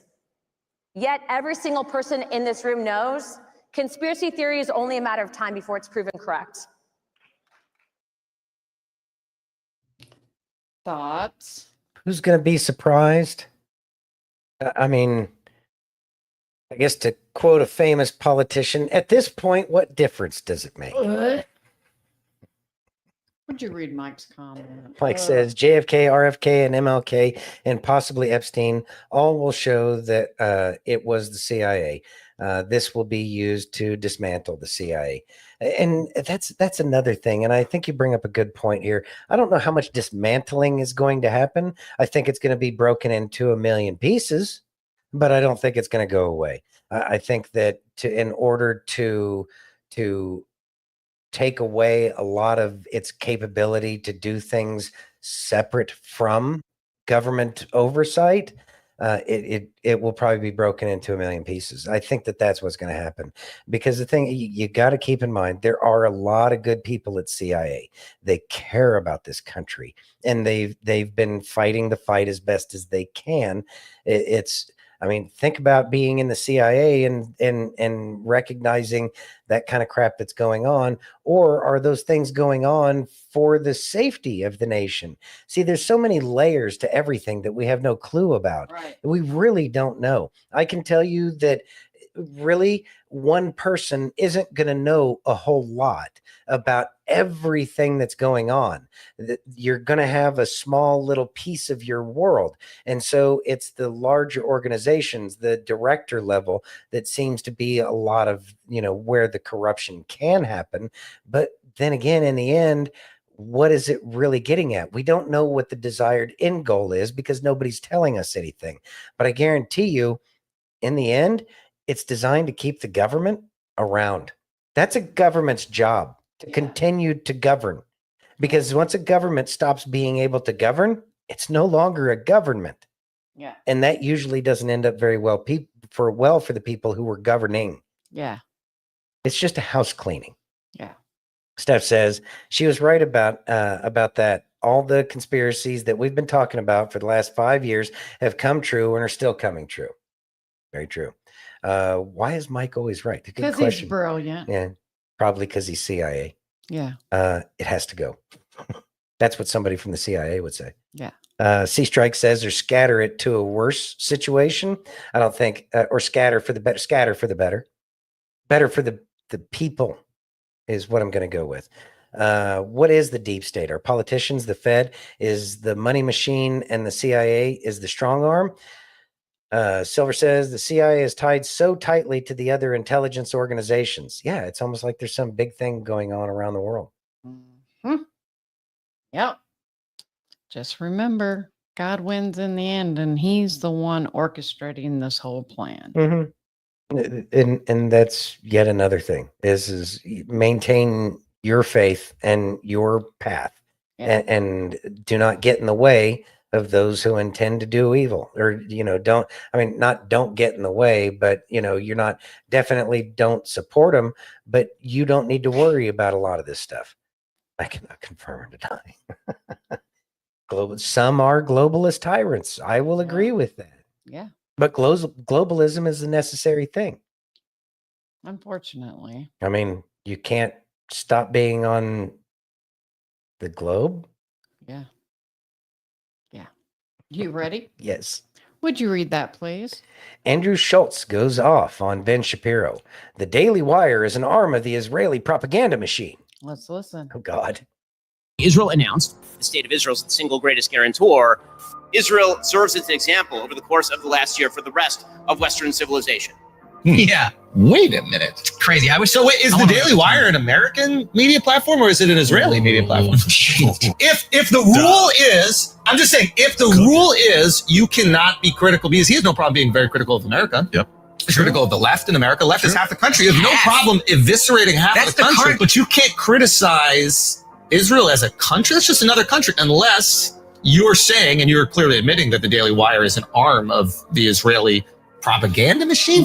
Is that? Oof. Are you manipulating the religious right in America so that you could take all their money and then in the process restricting free speech, one of the core tenets of the American identity? Ben. Oof. Benjamin. What is happening? There's trouble in paradise. What shall we do? Thoughts? I'm noticing a lot of back and forth about pro-Israel, anti-Israel, pro-Judaism, anti-Judaism, bankers, all of it being tied together. And there's not very much conversation going on as to the individuals. Now, this one was specifically directed at Ben Shapiro, which he does seem to have a very strong bias towards the state of Israel.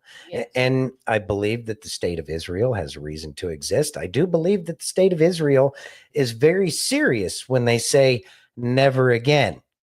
And they will be willing to do some of the most evil things in order to ensure that it doesn't happen ever again. Keep in mind, they're using the Old Testament. That's not a very nice part of the whole thing. They will certainly be kind to themselves and anybody who supports the one true God. Yeah, that's an interesting conversation. And I guess my issue with the conversation that we're having is that it's all getting lumped together in one giant conversation. And it's not one giant conversation. It's probably one of the most complicated conversations that we as human beings can have at this point. And generalities, I believe, can be dangerous when it comes to what's going on in Israel. I don't know. Anyway, C-Strike says, I often wonder if the world is bigger than anyone could imagine, that it is round. Just my opinion. Yeah, the Pacific Ocean seems to be really big, and you aren't allowed to go past a certain southern latitude. There's a lot of things that just kind of don't make sense. What do we really know? Yeah. There's a lot that doesn't make sense. There's a lot. And there's a lot of things in the Bible that don't make sense. Like when he says the waters above and the waters below. Yeah. And how do those play in with what science, the religion of science tells us? Yeah. I don't know. It's going to play out over time, though. We'll figure out eventually, won't we? Yeah. You ready? Yes. Would you read that, please? And hopefully my monitor came back. Okay. Bill Pulte thinks Jay Powell's $2.5 billion renovations of the Fed will end his career. Yeah, we're heading towards that, too. Another reason to keep everybody talking about Epstein. Steph says, the world being round or flat doesn't make any mind to me. It hasn't changed what goes on in my life at all. And I'm sure the other feel the same way. That's how most people feel. That's not the conversation to have. It's a pointless conversation because both sides are going to believe their religion. Yeah. You ready? Yeah. Let's listen. Director Pulte, come on, how bad is this really hurting everyday Americans? It's bad and it's getting worse. It's not only hurting people, but I actually think, and I'm here, I'll make a prediction, Laura. I think that this building fiasco that Jay Powell has grossly mismanaged will be the end of his career. That's my view. Explain it. Explain it to the viewers. I think he basically spent $2.5 billion on renovating a building. I mean, how does one do that? You know, I've spent my whole life in construction. President Trump has done construction his whole life. Jay Powell knows nothing about construction. So what was going on with $2.5 billion? Who got this money? Where did it go? There needs to be a full-blown audit of this building. And I think they put out an FAQ page today, Laura. It smells bad. It smells very bad. I think, this is my opinion, I think there's fraud, and I think you're going to see a lot more come out in the weeks and days to come. Thoughts?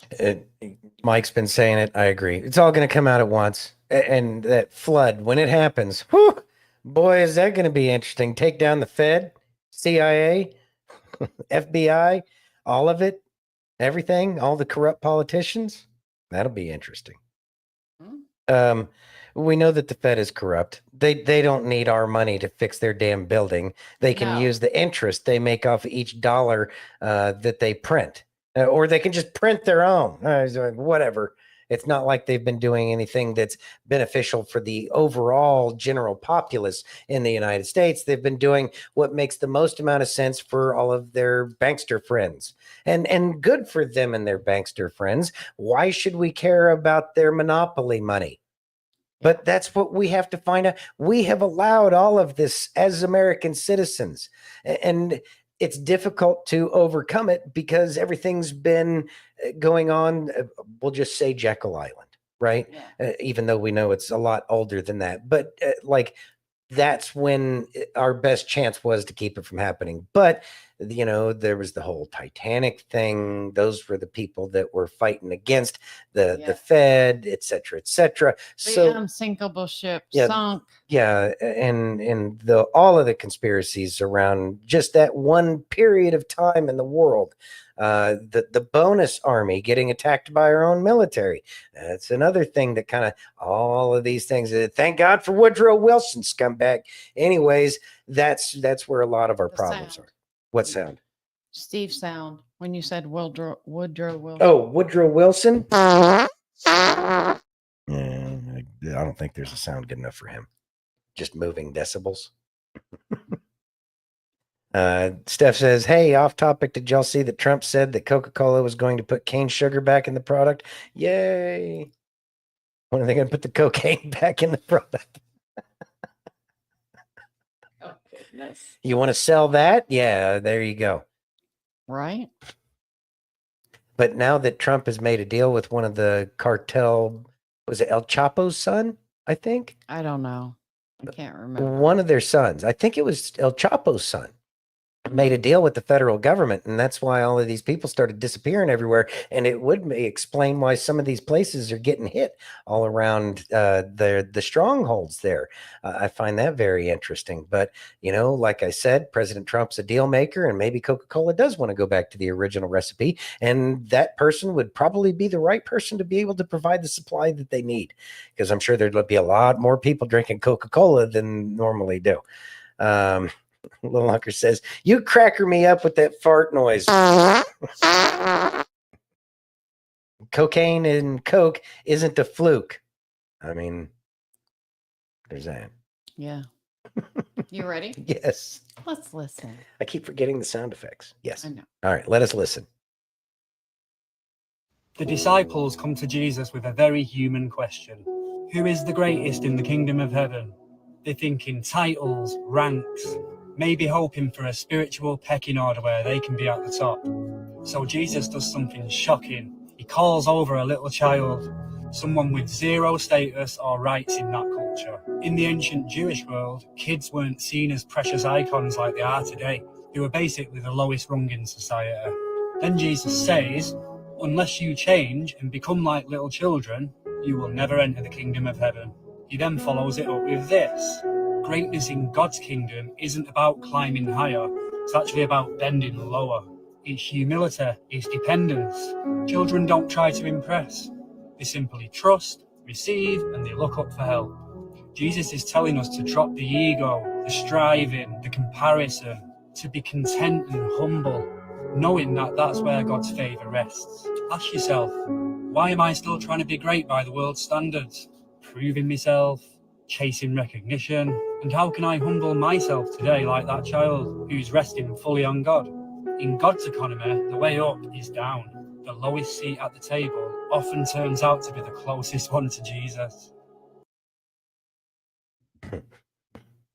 Thoughts? It is something we should all be striving for. Children really are the example because they are in trust, they are in faith, and they forgive instantly. It's probably why those who hate themselves the most treat the children the way they do. Hence the whole Epstein Island thing. They're the example. And it's a difficult example to try to let go of all of the pain and suffering that each and every one of us has experienced in our lives. And it's the children are the guide, and they provide us those children, or God provides us these children so that we do have that to me, that statement of, this little child is exactly what we're supposed to be going for. So learn how to forgive better, learn how to trust God more, learn to accept that bad things are going to happen with good things. How long does it take for a child to go from falling down and skinning their knee to getting back on the bicycle because it's fun? It's seconds. You would need a Wired magazine reporter to figure out down to the milliseconds how long it would actually take. But I guarantee you it's not very many milliseconds for that kid to recognize, okay, it's time to move on with life. Yes. What a great place to be. Talk about an open heart. I know that's where I want to be. God, I pray that we can all be there soon. Yeah. Mike. I'm not even going to say that. I'm not going to dignify that. Are you ready? Yes. Would you read that, please? Let's see. Charlie Kirk asks Dave Smith if Israel is an ally of the U.S. Audience erupts. Let's listen. Mm-hmm. Is Israel an ally of the United States? No. Do you say Israel is not an ally? That is not an opinion that people hear a lot. Why is that? They have been constantly pushing America toward more aggressive policies, toward getting in more fights. And just like I always say, if you went out to the bar every single night with your friend, and every night your friend's trying to convince you to get into a fight, and while you're beating a lot of people up, you're also taking a lot of wounds, and you're going to jail, and you're getting in trouble, you got to stop hanging out with that friend. And so I think that you know what? I also don't believe in welfare, and they shouldn't get another dime of U.S. taxpayer money, and they should not. So hold on. Their lobby should register as a foreign that's a good segue. Finish that. and they should stop blackmailing our politics. Got it. So back to Josh. Thoughts? All right. So guy was saying a lot of things that are in the interest of the United States. I care about Israel. I do. I think it's an extremely important state on this planet. King Saul was the head of Israel, he was the head of Israel at one point in time. God puts the people that he wants there. Saul or Solomon? Saul. Okay. Did I say Solomon? You said Saul, but it sounded like you were trying to say Solomon. Oh, okay. Anyway, and he attacked King David, right? Mm-hmm. Again, who got anointed, who was anointed as well, and put David in a terrible spot, but he was threatened by this. Ego was still involved in that scenario. And so we don't get to say who's at the head of another nation. And we don't get to say who's at the head of our nation a lot of the times, because it's all God's will. But I agree that we don't need to be sending tons and tons and tons of money over there, because that nation is just fine. They don't need our help, but we should most certainly be that hedge of protection over the nation, provided that they themselves don't become corrupt. If we are to be grafted on the vine as a Christian nation, then we do have some loyalty to the people of Israel. And provided that the people of Israel is being done properly, and being done properly means that they love the immigrant as well.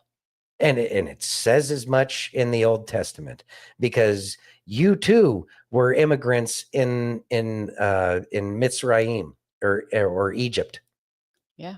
So if they're following biblical principles, 100% support them. Yeah. Anyway, that's all I have to say about that right now. Okay. You ready? Mm-hmm. Would you read that, please? No, we don't need to send anybody money. Exactly. We are broke as a nation in more ways than one. Mm-hmm. All right. Senator Josh Hawley orders the declassification of the Butler File.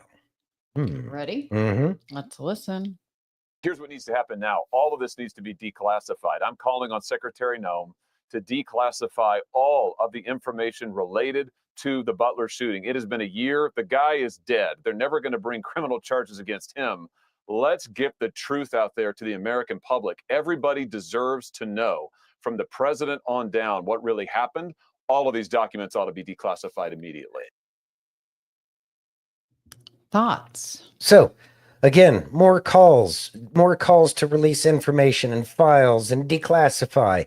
Sure is a lot of that going on. And the voices are getting louder and louder, and they're now coming from both sides. I have a feeling all the information is going to be released. I just have a feeling that the amount of information released is going to be a lot more surprising than most people think, because they keep saying all of it. All of it would be everything that NSA, FBI, CIA, everything everybody has on everybody. It's going to be interesting if that's the case. I know. Very. You ready? Mm-hmm. Let's listen. Mm-hmm. God allows storms for two reasons. He allows storms for correcting and storms for perfecting. The storm he put Jonah in was to correct him because he was running in the wrong direction. The storm he put the believers in, these believers, was to perfect them in their faith, but perfect them in their revelation of who he was. The same thing happens in my life and your life. Some of you and I know what it is to have a season of calm in our lives. We're inside the will of the Father. We are obeying the Lord Jesus. We're doing everything we know how to do. And out of nowhere, a hardship emerges. Some drama emerges. Some conflict with some people emerges. Some trial emerges. Some demonic attack emerges. Some warfare emerges. All while we're inside the will of God. You and I know what it is, some of us, to be doing everything inside the will of God and then sail directly into some hardship that we did not want, we did not ask for, we did not plan for, we did not script, we did not pray for. A lot of you listening to me right now are dealing with things that is not because you've done wrong, and it's not because God doesn't love you, it's because he actually sent you into that storm. Thoughts? All right. Seems to be kind of a theme here going on in terms You of the think? storm, and that he is the rock that we can hold on to, and that everything happens for a reason. None of it's just for his entertainment. It may feel like that sometimes, but once we decide to humble ourselves and ask, okay, what is going on here, and what am I supposed to be learning? Did I do something, that required a reproof? Yes or no? Okay. Yes. Okay. Well, you know what not to do again. If it's not a reproof and it's something else, then it's for your growth. What are you supposed to learn? Remember, rabbi means teacher. It's a schoolhouse that we're in. Once we embrace the fact that this is a schoolhouse, it makes it a little bit easier to try to ask these questions: the who, what, when, where, why, how. Those are what bring us closer to him. If we have a genuine curiosity about what's going on because we're genuinely trying to connect with the Father, then I would say that that's probably the right way to go about doing it. Yes. Asking the questions. Absolutely. Because sometimes it's not punishment. No. It's a teaching moment. Yeah. And it might suck, Mm-hmm. but I promise you, you're going to learn. You're going to learn today. Crack me up. Are you ready? Yes. Let's listen. Get up. Move forward. No one is coming to save you. The clock is ticking. Every second wasted is a battle lost. You don't have time to doubt yourself. You don't have time to wait for courage. Strength is built in motion, so move. When it's hard, keep going. When it's unbearable, keep going. When you think you can't take another step, take it. Pain is temporary. Regret is forever. No one remembers the ones who almost did it. No one writes stories about the ones who gave up. They remember the ones who refused to break. They remember the ones who stood up when they had nothing left. So remember this. One day, you won't be here. The question is, will you let life happen to you, or will you happen to life?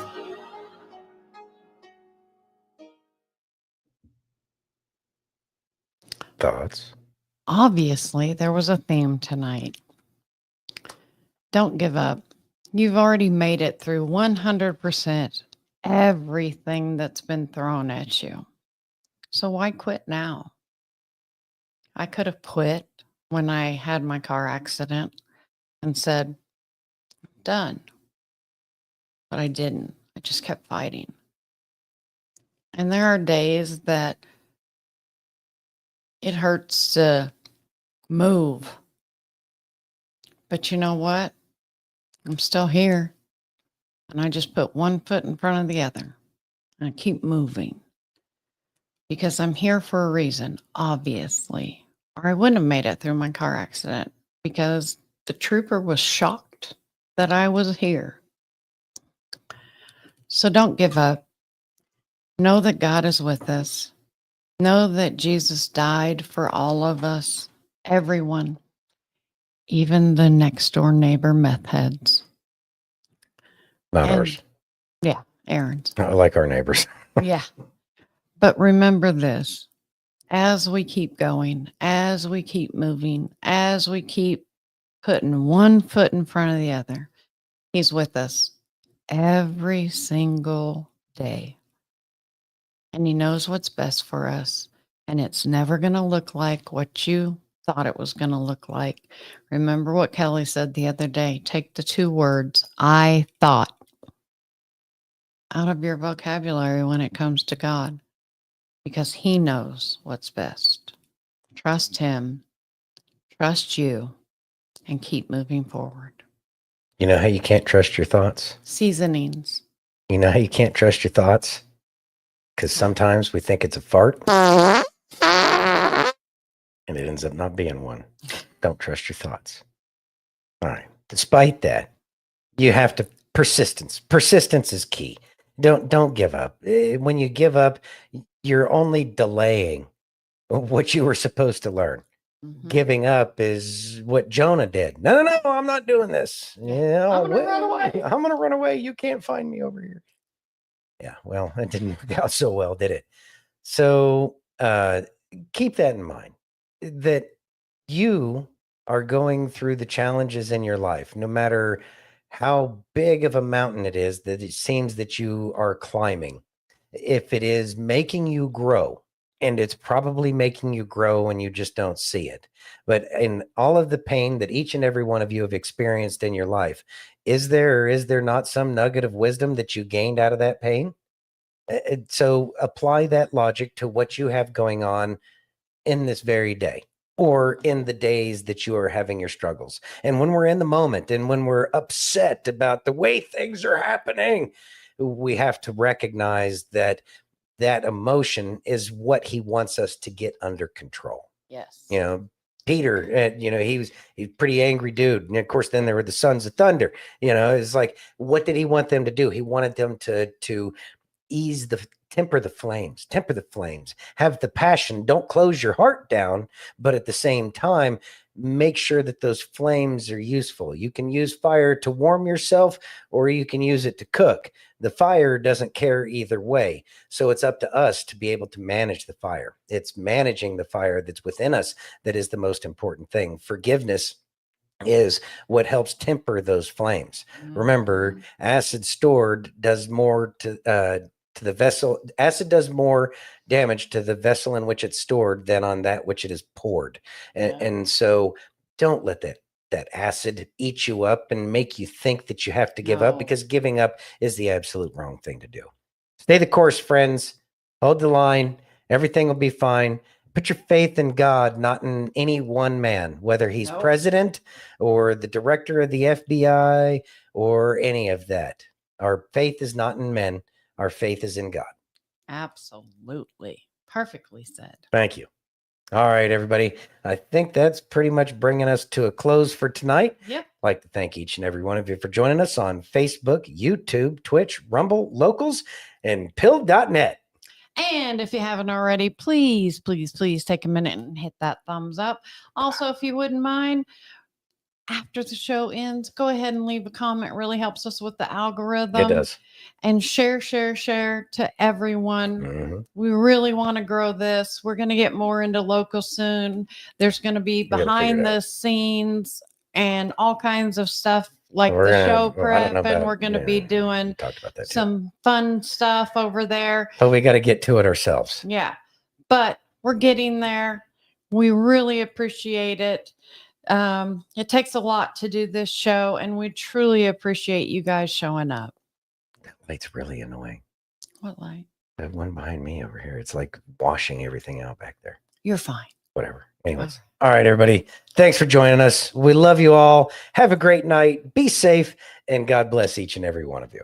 See you tomorrow night, guys. See you tomorrow.